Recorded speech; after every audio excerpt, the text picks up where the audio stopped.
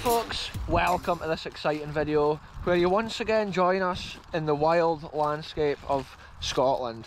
And today we've come to document a piece of Cold War history in an ROC bunker that we've never visited before on the channel, and we've got no idea how this history is actually going to look. So it's cool to go over the countryside often along with all the other adventures and also document these ROC bunkers along the way. It's so interesting to see the different condition of these. These were basically nuclear observation bunkers which were there to record the detonation of nuclear bombs or missiles or whatever over the land of Great Britain, and there was 1,500 of these bunkers over the whole of Great Britain. Even right out on the wild Hebridean islands you get these mad little bunkers. Some of them were closed down in 1968 and others were kept open until 1991, till the end of the Cold War. So it's interesting to see the condition of these and compare them and document them before they're gone forever.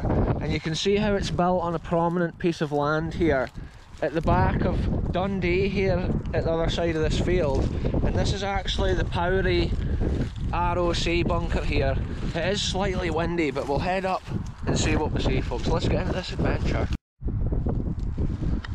Here we go, folks, we've made it to the top of this hill. I do apologise for any wind in the audio in today's adventure, but we're right up here on this pinnacle of land, overlooking this mad landscape of Scotland. It's just so incredible to see from such a crazy high altitude on a hill like this, overlooking Dundee, one of Scotland's major cities, you could probably say. And this is probably the one which was monitoring the nuclear detonations over Dundee.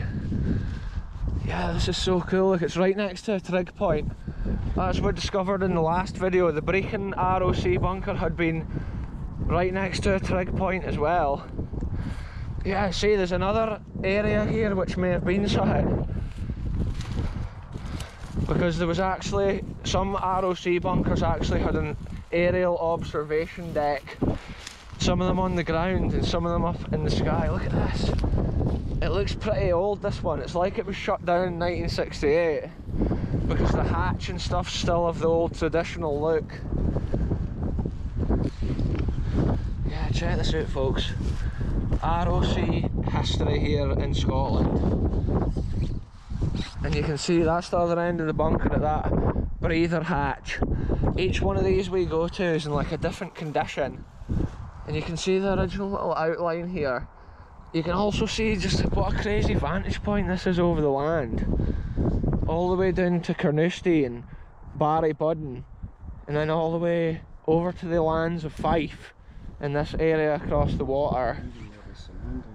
Yeah, St Andrews and crazy other Scottish areas like that, they're all visible from this spot.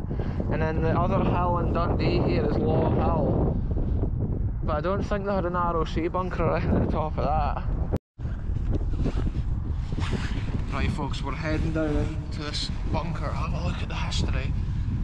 I'm hoping there's no horrible creatures. I need to watch out for bad air as well in here. Oh, I need to take the camera with me, folks. The camera's coming down. I'm a bit wary of what creatures may be down here. Wow. This history is pretty much unseen, folks. Oh my goodness.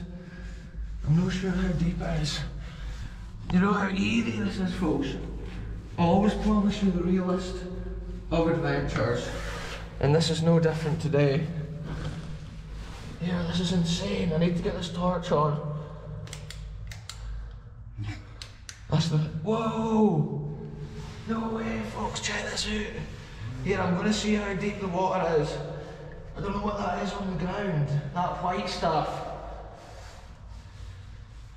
Right, I'm standing on something. We're in. Look at this, folks, another bunker document. I'm sorry about the wobbly camera footage there. This one's got a fire in it. It's all black. And look, you see the suit on everything. The original ROC paint has unfortunately lost its main shine there because of it. Yeah, this is insane. Shout out Charles DJ at the top of the ladder. It was him that found this place. Look at the glossy paint there still. Wow. insane. I don't really want to go any further because I'm standing on like rocks and boulders. But there we go, folks. The Powrie ROC bunker. There's no actually any fixtures and fans.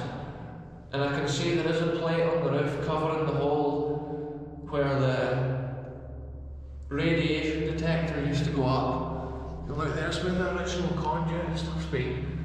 It's all just gone now. Wow, the door, look at it, the little vent.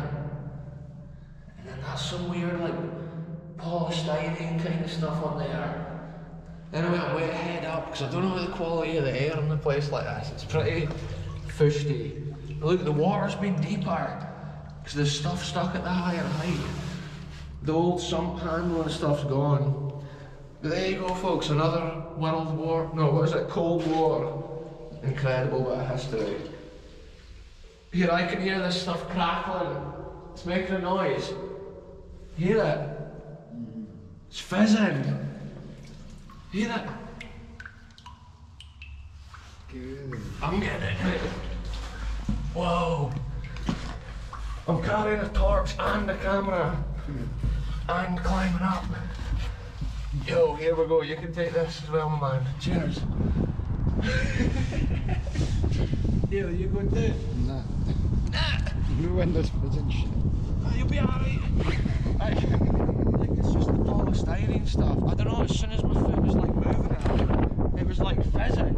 I don't know if it's like somehow absorbing or releasing some sort of like, look at it, folks, it's all that polystyrene kind of stuff.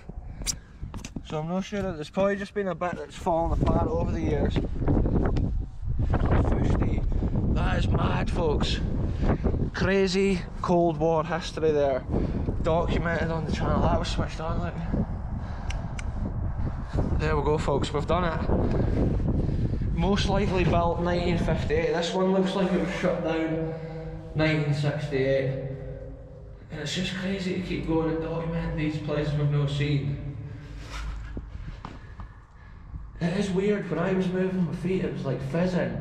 On the camera you might see it, I was trying to record the actual air vent which is at the top of the toilet. It's actually, it used to come out this hole, and then the other air vent, most likely blocked, was at that side.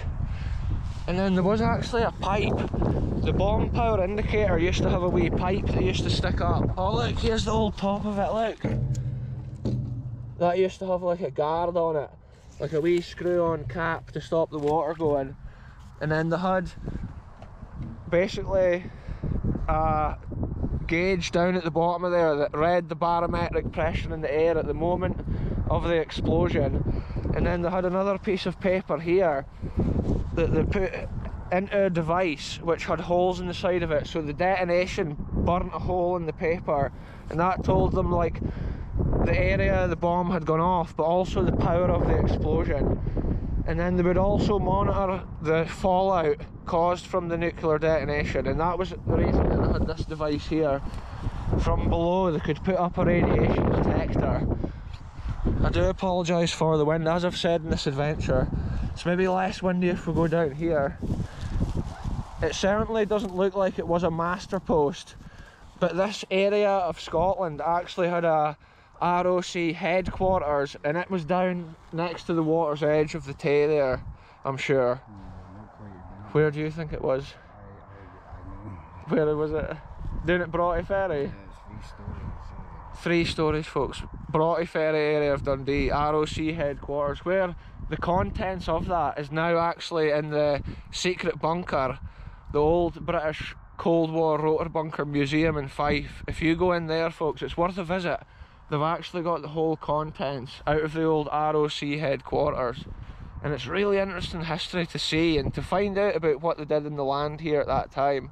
Just think, every acre of this land we can see, there's potential. There was 2 or 3 of these bunkers that's able to see it, and then when they put all that information together with what they had gathered, they could really pinpoint what the like explosions and stuff was like, and then they could tell the public where to go depending on where the fallout was landing. So yeah, folks, there's been another bit of history. Look at it here, the silhouette of this incredible bit of history. In front of that, it looks like a sunset sky, but this is pretty much midday And yeah, it's a crazy winter adventure. The conditions is literally like 1 degree Celsius.